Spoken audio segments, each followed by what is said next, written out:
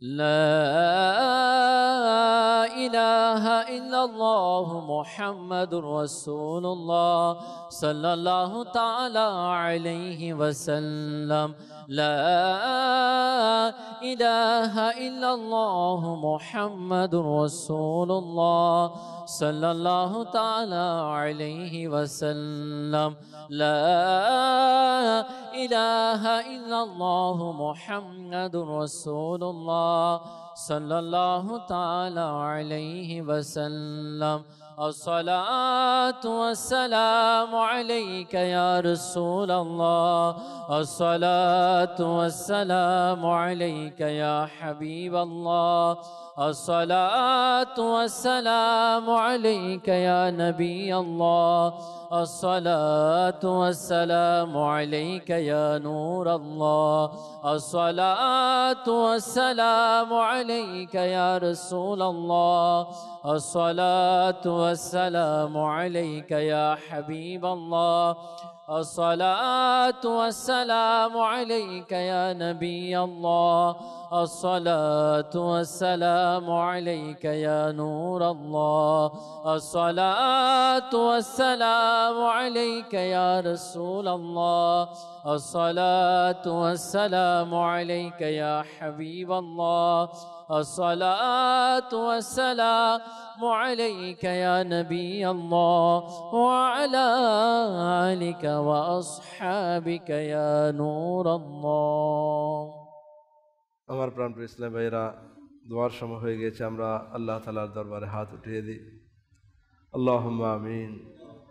আলহামদুলিল্লাহি রাব্বিল আলামিন ওয়াসসালাতু ওয়াসসালামু আলা সাইয়্যিদিল আমবিয়াই ওয়াল মুরসালিন জাযাল্লাহু আন্না মুহাম্মাদান মা হুয়া আহলু রব্বানা যালামনা আনফুসানা ওয়া ইল্লাম তাগফির লানা ওয়া তারহামনা লানাকুনান্না মিনাল খাসিরিন ربنا لا تزغ قلوبنا بعد إذ هديتنا وهب لنا من لدنك رحمة إنك أنت الوهاب اللهم يا مقلب القلوب ثبت قلوبنا على دينك اللهم يا مصرف القلوب صرف قلوبنا على طاعتك رب اغفر لي ولوالدي وللمؤمنين يوم يقوم الحساب رب ارحمهما كما ربياني صغيرا رب ارحمهما كما ربياني صغيرا رب ارحمهما كما ربياني صغيرا يا ربنا يا ربنا يا ربنا يا أرحم الراحمين يا أرحم الراحمين يا أرحم الراحمين يا ربي يا ربي يا ربي أي مالك كريم الله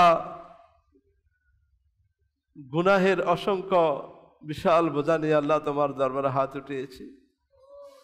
আয় আল্লাহ, তোমার মাস যেটা বীজ বপনের মাস ছিল, অলস উদাসীনতায় আল্লাহ চলে গিয়েছে।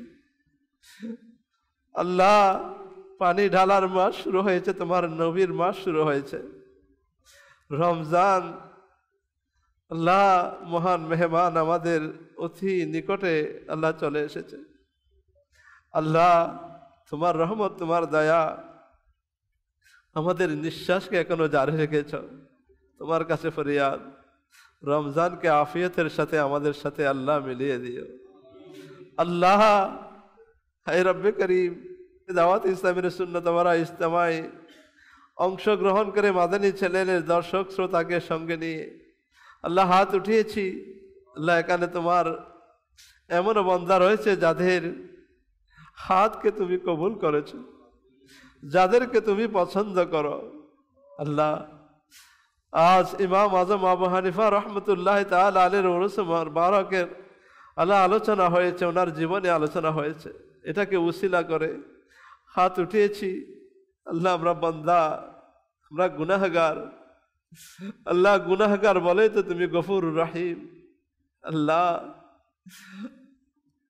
আল্লাহ, তুমি অনেক বড় বড় গুনাহগারকে আল্লাহ তুমি ক্ষমা করেছো। আল্লাহ, আমরা ঘটনা শুনেছি। আল্লাহ, আজকে গুনার মাফি এবং তওবা নিয়ে আল্লাহ তোমার দরবারে হাজির দিয়েছি। আল্লাহ, গুনাহ নিয়ে আর কতদিন বাঁচব? আল্লাহ, গুনার অভ্যাসকে দূর করে দাও।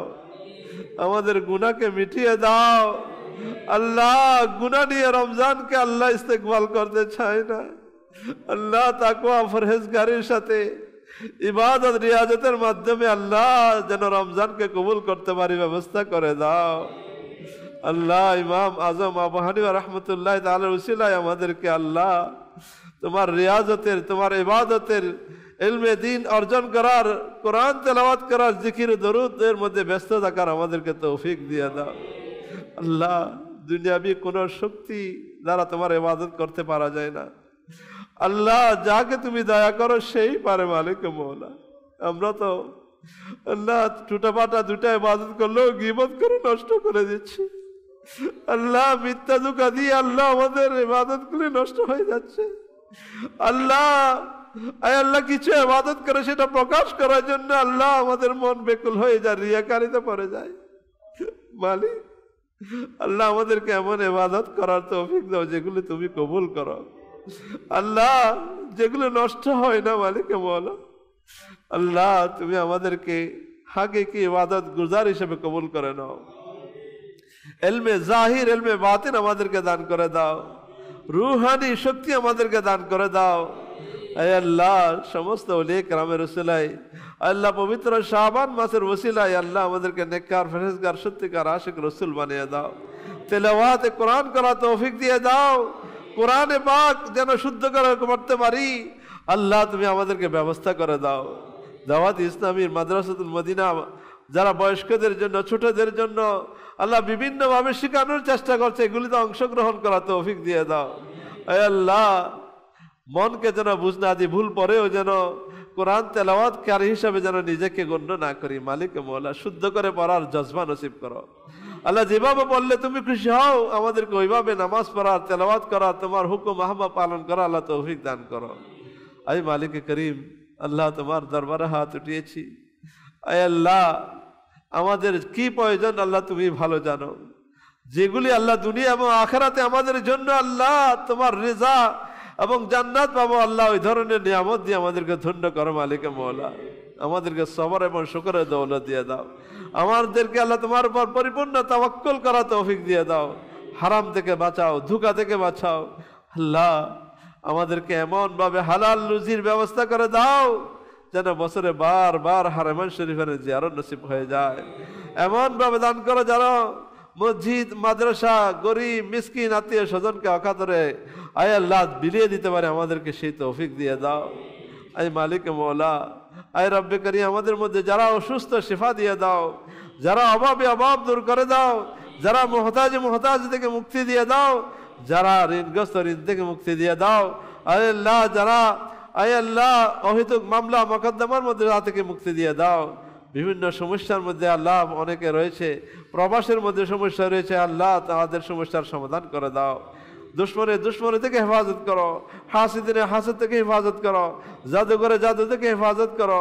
আয় আল্লাহ বিশেষ করে আয় আল্লাহ শয়তানের ধোঁকা থেকে, নফসা আমারের ধোঁকা থেকে, বদমাযহাব থেকে আল্লাহ আমাদের জান, মাল, ইমান, আকীদাকে আল্লাহ তোমার হেফাজতে আল্লাহ আমাদেরকে হেফাজত করো। আয় আল্লাহ, আয় রব্বে করিম, আয় আল্লাহ যারা হাত উঠিয়েছে মাদানী চ্যানেলে দর্শক শ্রোতা হাত উঠিয়েছে আল্লাহ প্রত্যেকের মনের কি ফরিয়াদ আল্লাহ তুমি ভালো জানো। প্রত্যেকের জায়েজ ফরিয়াদের উপর রহমতের নজর দান করে দাও। আয় মালিক করিম, আয় আল্লাহ তোমার কাছে ফরিয়াদ আমাদের মুসলমানকে এক এবং নেক বানিয়ে দাও। আয় আল্লাহ আল্লাহ আমাদেরকে জটিল কঠিন রোগ থেকে হেফাজত করো। যেই রোগের কারণে মেডিকেলে পর থাকতে হয়, নামাজ পড়তে কষ্ট হয়, এমন রোগ থেকে আল্লাহ তুমি হেফাজত করো। আয় আল্লাহ জমিনি আসমানি বালা মুসিবত থেকে হেফাজত করো। সড়ক দুর্ঘটনা থেকে আমাদের জান মালকে হেফাজত করো। আয় মালিক মওলা আমাদের বাল বাচ্চা এবং আমাদের কিয়ামত বংশ যারা আসবে আল্লাহ সবাইকে আহলে সুন্নাত ওয়াল জামাতের উপর অটল অবিচল রাখো। আয় মালিক মওলা সমস্ত সুন্নি উলামায়ে কেরামের ইলমের মধ্যে, হায়াতের মধ্যে, রিজিকের মধ্যে বরকত দান করো। আয় মালিক করিম আল্লাহ খাস করে আমির আহলে সুন্নাতের হায়াতের মধ্যে আল্লাহ বরকত নসিব করো। ওনার ছায়াকে আমাদের উপর দারাজ করে দাও। হে আল্লাহ শাহজাদে আত্তার বাংলাদেশে তশরিফ আনতেছে আল্লাহ ওনার সফরকে মোবারক করে দাও। আয় আল্লাহ ওনার সফরের মাধ্যমে আয় আল্লাহ হাজার হাজার মানুষের জীবন যেন পরিবর্তন হয়ে যায়, নেকির দাওয়াত যেন আল্লাহ চারিদিকে ধুম পড়ে যায়, আল্লাহ তুমি সেই ব্যবস্থা করে দাও। আয় মালিক মওলা, আয় রব্বে করিম তোমার দরবারে ফরিয়াদ, এই মালিকে মওলা, আয় আল্লাহ দাওয়াত ইসলামীর মোবাল্লিকরা যেভাবে আল্লাহ দ্বীনের জন্য কাজ করে তাদেরকে ইখলাস দান করো। আয় আল্লাহ তাদেরকে আরো বেশি সময় দেওয়ার আয় আল্লাহ তুমি তৌফিক দান করে দাও। আয় আল্লাহ আমাদের সবাইকে মিলে মিশে ইখলাসের সাথে হিংসা বিদ্বেষ আয় আল্লাহ পরিহার করে আল্লাহ দুনিয়ার কোনায় কোনায় তোমার নবীর সুন্নতকে ইমাম আজম আবু হানিফা রাহমাতুল্লাহি তাআলা আলাইহি যেভাবে আল্লাহ দ্বীনের দাওয়াত দিয়ে গেছেন এখনো জারি রয়েছে, আল্লাহ আমাদেরকেও আমির আহলে সুন্নতের সদকায় দাওয়াত ইসলামী পেয়েছি, আল্লাহ এটাকে নেয়ামত মনে করে আল্লাহ আমরা যেন মাদানী কাফেলার মাধ্যমে, নেক রিসালার মাধ্যমে, মাদানী মুযাকারার মাধ্যমে, মাদানী চ্যানেলের মাধ্যমে, মাদ্রাসা মদিনা বালেগানের মাধ্যমে আল্লাহ চারিদিকে ছড়িয়ে দিতে পারে। আল্লাহ আমাদেরকে তৌফিক দাও। আয় মালিকে মওলা, আয় রব্বে করিম, আয় আল্লাহ আমাদেরকে হারামাইন শরীফানের বারবার হাজিরি নসিব করে দাও, বা আদম হাজিরি নসিব করে দাও, শয়নে স্বপ্নে তোমার নবীর দিদার নসিব করে দাও। আই মালিক মওলা, যাদের সন্তান নেই তাদেরকে নেক সন্তান দিয়ে দাও, যাদের সন্তান আছে আল্লাহ যারা অবাধ্য সন্তান তাদেরকে বাধ্য করে দাও, যাদের ঘরে উপযুক্ত কন্যা সন্তান রয়েছে বিয়ে হচ্ছে তাদের বিয়ের ব্যবস্থা করে দাও, যাদের উপযুক্ত সন্তান আছে বিয়ে হচ্ছে তাদের নেক পাত্রীর ব্যবস্থা করে দাও। আই মালিক মওলা, জান না তোমার বান্দারা কে কি নিয়ে হাত উঠিয়েছে, আয় আল্লাহ দাওয়াত ইসলামের সুন্নত বারা ইজতেমায় আয় আল্লাহ এসে অনেকে অনেক নেক মকসদ নিয়ে আসে, ধারণা নিয়ে আসে, আল্লাহ সেখানে গেলে দোয়া কবুল হবে। আল্লাহ তাদের সেই ধারণার লাজ তুমি রাখো, যাতে তারা আরো বেশি এই নেক পরিবেশে আসে, সুন্নত বারা বয়ান শুনে জীবনকে পরিবর্তন করতে পারে, তুমি সেই ব্যবস্থা করে দাও। আল্লাহ আমাদের সকল দোয়াকে, সকল জায়েজ দোয়াকে মদিনা শরীফে ঠান্ডা ঠান্ডা শীতল মনোরম হাওয়ার উসিলায় কবুল করে নাও। कहते रहते है दुआ के वास्ते बंदे तेरे, कर दे पूरी यार जुहर बेकसू मजबूर की बिबरकत इन्नल्लाह व मलाइकतहु यसल्लूना अलन नबी या अय्युहल्लज़ीना आमनू सल्लू अलैहि व सल्लिमू तस्लीमा सल्लल्लाहु अलैहि नबील उम्मी व आलिहि सल्लल्लाहु अलैहि वसल्लम सलातन व सलामन अलैका या रसूलल्लाह सुब्हान रब्बिका रब्बिल इज्जति अम्मा यसिफून व सलामुन अलल मुरसलीन वल्हम्दुलिल्लाहि रब्बिल आलमीन। اللهم اجعل آخر كلامنا عند سكرة الموت شهادة لا إله إلا الله محمد رسول الله صلى الله تعالى عليه بسلام عليك يا رسول سلام عليك يا حبيب سلام عليك صلوات الله عليك يا نبي سلام عليك يا رسول سلام عليك يا حبيب سلام عليك صلوات الله عليك আমার মা বাবা হাসরে,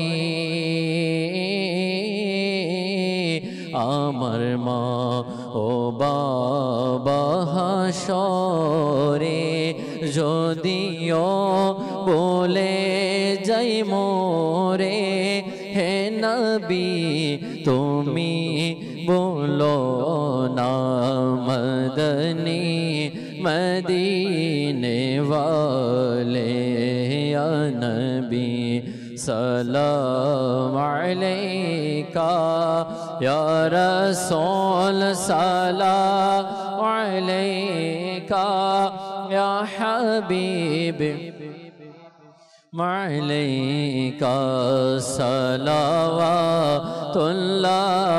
अलैका। যখনই উঠব হাশর মাঠে, যখনই উঠব হাশর মাঠে, তামার জমিন হবে নিচে ইয়া নবী কৌসর পিলায়ো মদনী मदीने वाले या नबी सलाम अलैका या रसूल सलाम अलैका या हबीब सलाम अलैका। अलैका सलावतुल्लाह अलैका।